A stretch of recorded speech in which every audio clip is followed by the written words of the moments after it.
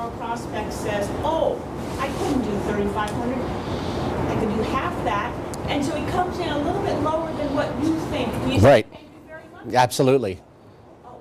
Yeah, I'm a contrarian to some of my colleagues. I don't resell somebody. I don't know, Dave. I don't know how you feel about that. I mean, I would do the same thing. I would say thank you, and then I would go back again. Yeah. I mean, you can always close out. The door's now open. Yeah, yeah. You've opened the door. Your best prospect for a gift is a current giver. So you go back. We're trying to finish off the campaign. Could you see yourself giving another $500 or another $1,000? Right. You know, but I wouldn't do it there. I'd say thank you and be very grateful. And Capital campaigns, it's really interesting. We'll get we just had this happen. We get a matching prospect. So, you know, capital campaigns is a game you play. If somebody comes along with a gift, let's say of $500,000, they say, I'll match every $1,000 gifts up to $500,000. Now, they're going to give you the $500,000. So, but for whatever reason, everybody else gets on board.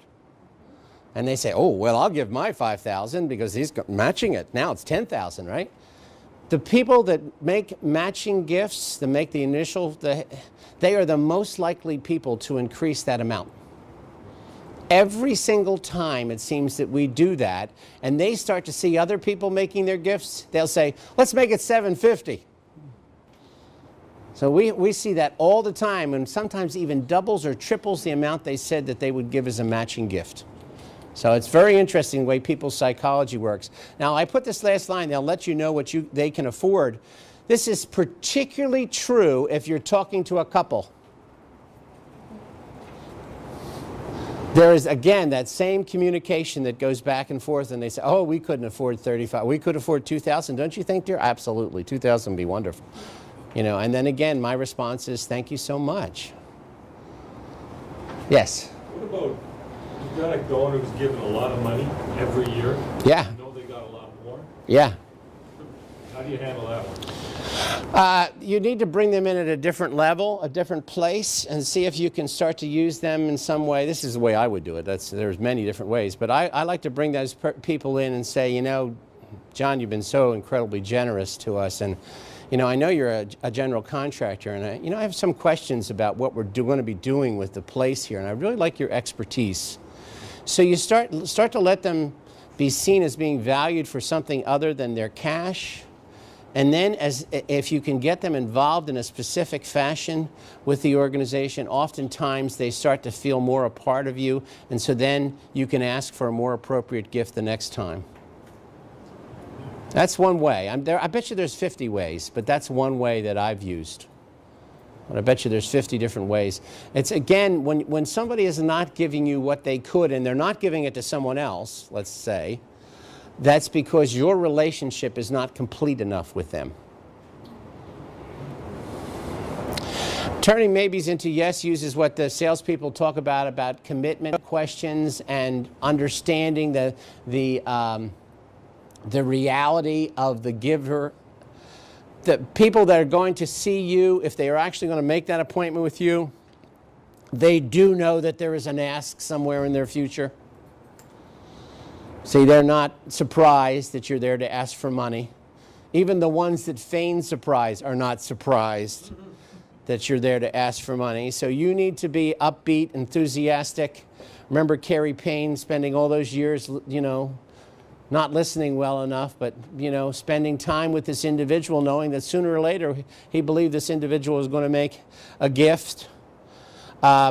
You got to use your motivational skills and understand, and there's a lot of great sales books. For instance, if you walk into a room and the guy has plaques all over the place with his name on it, most likely the only thing that's going to motivate this individual would be another plaque with his name on it.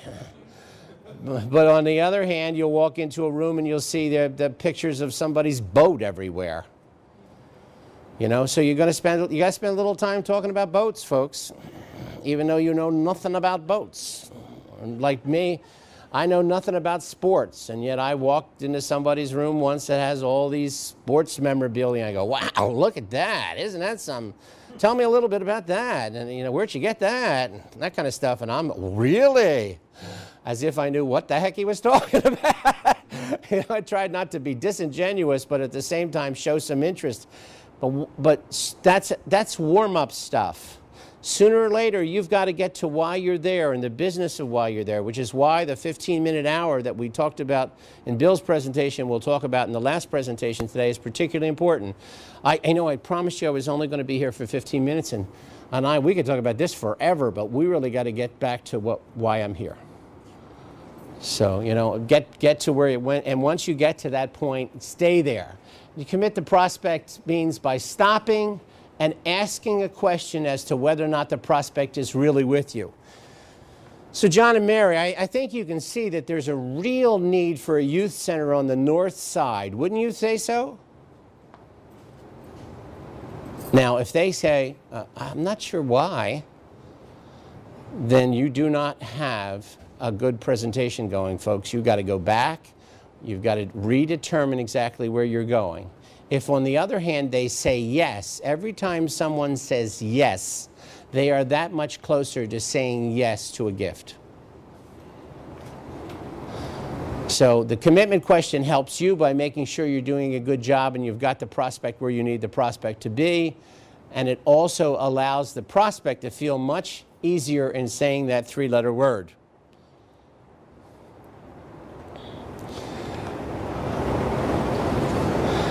And then this is the biggest problem. We've talked about, what's my time situation? Anybody? I love it when nobody's concerned about time. It's wonderful. I'm supposed to be done in 3 minutes, 2 minutes. No, I knew what time it was, Dave. 10 minutes into the planning session break. Okay, all right. So I'm gonna wrap it up right here anyway. This is the biggest problem, and the one that you need to spend the most really concentrated time on is asking for the gift. And I say you need to spend the most concentrated time, but it's in your own mind that you need to spend this time. Because if you find yourself being the Swedish chef, you're not going to get the gift. If you find yourself saying, I hope you'll be generous, you're not going to get the gift. If you find yourself saying there's many ways you can participate, I hope you take a look at this chart and choose one, they're going to choose a level that perhaps may not be the level that's appropriate. So you need to physically ask for the gift. You need to say, I need to count on, what is this? This is a, need to could count on you. Well, that's interesting. That's what is known as a typo. I need to count on you for a gift of $3,500, John. Can I? And then shut up and let John say what John has to say. That simple technique, even though I know you find it uncomfortable, will absolutely produce more gifts.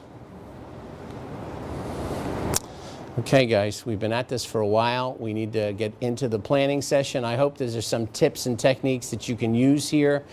The good news is that it's not rocket science. The bad news is you're still going to have butterflies in your stomach. Thanks very much for your attention.